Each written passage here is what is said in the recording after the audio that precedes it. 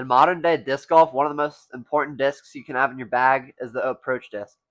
Approach discs are usually 3 to 4 speeds and almost always overstable with a flat top. Along with the rise of the approach discs, another throwing technique has came on too, the forehand. Today, we will be finding out what is the best approach disc out of a sample of 8. In today's video, I'll be throwing them on hyzer, flat, and anhyzer in a relatively open field around 140 feet away from a basket. I arrived at the course. This is Dalberton Park. It's about 9-hole course, pretty small. Has some longer holes in it though, but today we're not playing from an actual tee pad.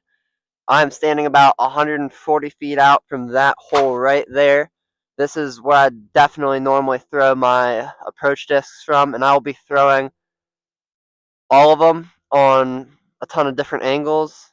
I will not be talking during these. I'll talk during the post. But my goal is just to see what the best one is, and I'll rate them honestly. Warning, this is not a sponsored video. My opinion is completely based off what I think is the best disc, and that's what I will say. The first disc I'll be talking about is the Innova Pig. Mine is an R Pro plastic. When releasing it on hyzer, I really like this disc. It goes straight and then finished left just like I wanted it to. Off neutral, it kind of glid a little bit too long for me, and I didn't really like that though. But the anhyzer, I thought it would fade over more than it didn't. Still a really good disc. Honestly, I can say, while this was not one of the approach discs that I will be adding to my bag, I do like this. It is a 4-speed with the rest of the numbers being 103. This disc starts out pretty straight for me and then has an overstable finish. I honestly can say that I do enjoy throwing this disc. It has a thumb track, so if you like thumb tracks, you're definitely going to like this one.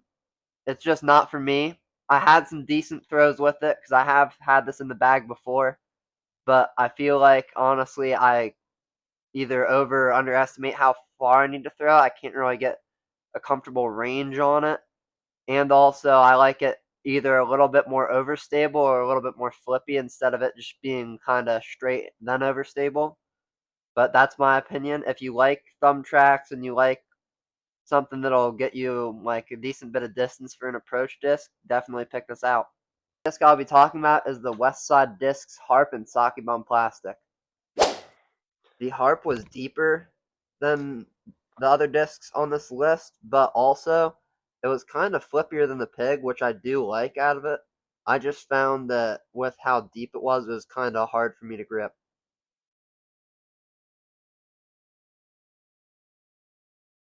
I liked how the Harp flew, but I had trouble gripping with it, so I kept kind of pulling it. It had a very cool flight path, and if I had an easier time gripping it, it would 100% be in the bag. That being said, it is a disc that 2-time world champion Ricky Wysocki throws, so I mean, obviously, it's a great disc, just not for me. The next disc I have is the Infinite Discs Raze in the first flight stamp. There might be a little bit of bias for this one. It's the first approach disc I have ever thrown, and it has been in my bag for the longest, even though it no longer is now. The Raze is a disc that I love, and I used to be able to throw it off any angle. However, I beat it in a lot, so now it is way less overstable than it used to be. It is bulkier, and that is why I stopped bagging it. I do like shallower discs. The flight numbers for this thing come in at 3203. It does feel really similar to the Harp. I have nothing but great things to say about this disc. It's not making my bag because it's a little bit beat in, and again, it has a bulkier feel. If you like those bulkier feeling discs, you will love this, but unfortunately, I've come to find that I don't. The next disc that I have is the most unique disc this far.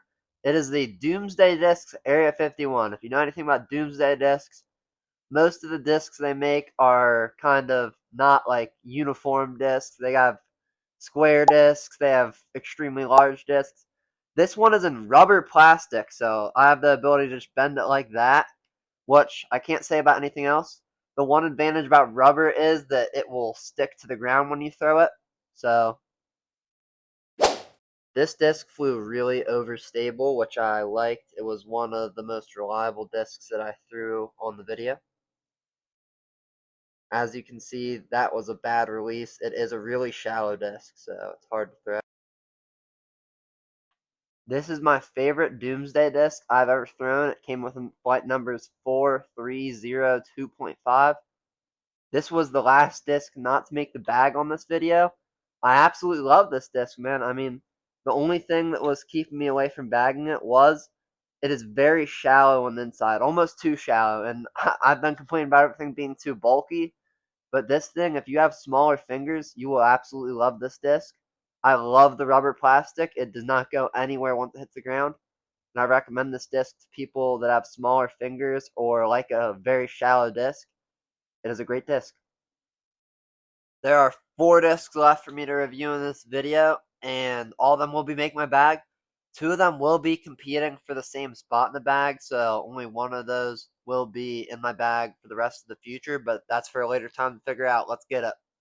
Here I have the Axiom Discs Envy. Obviously, I have it in glow plastic. It's an Eclipse glow plastic, to be specific. One of the brightest shining glow plastic I've ever seen. Let's get in the review. As an approach disc, I love this on the hyzer angle. Got right next to the basket. However, on the straight shot, it was so glidey it kind of glid over the basket. And the anhyzer, it turns over really slowly, which is nice if you expect it to be. This disc comes in with the numbers of 3302. While some may consider it an approach disc, I will be using it as more of a throwing putter in my bag because it's not that overstable, but it still is overstable. I've seen people putt with it, throw it, approach with it. I mean, it's really like, it can do anything. But I will be using it as more of a throwing putter and not an approach disc, like some of the discs that you will see later on in the video that I'll show you. But nothing but good things to say about this disc. Buy it. You will use it for everything. It has perfect grip for me.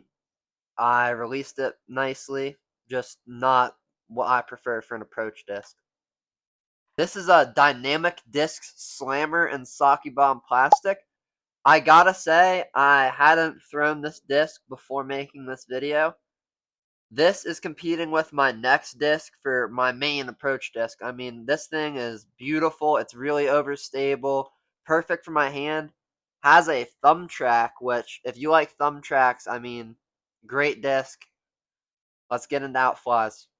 This disc is pretty overstable. Got right to the ground, fought out of the angle. I mean, on the straight shot, got right to the ground like I wanted to. And on the hyzer, a little bit early, but I love this disc. You can get this disc for pretty cheap. If there is one on the video that I would recommend, if you haven't tried to try it, it would definitely be this.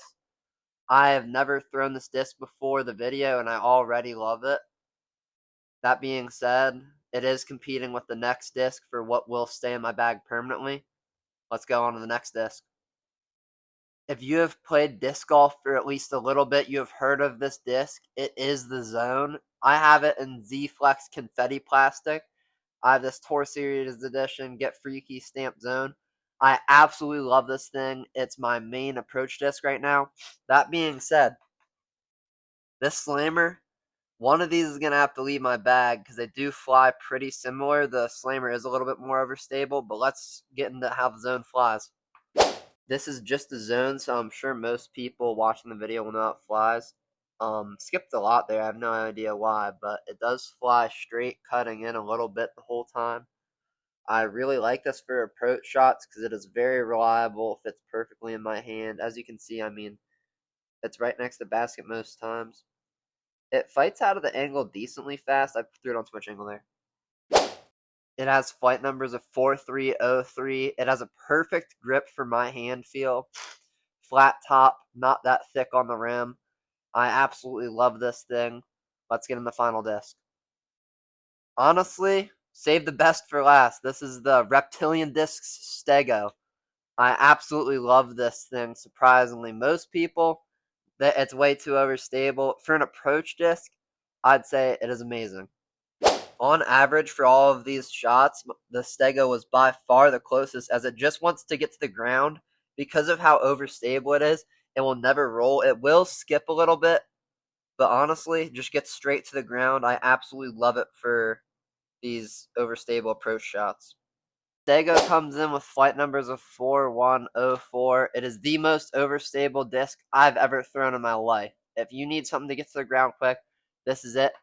It's unique because I don't know if you can see this, but the rim comes above the flight plate. It has a very weird feel, but that being said, I absolutely love it. It's by far my favorite pure approach disc. I will be using it more.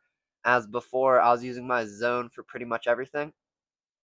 That being said, if you made it all the way to the end, please like and subscribe. If I get to 500 subscribers on YouTube, I will do a giveaway or do a special video or something. I will see once I get there. But thanks for watching. Bye.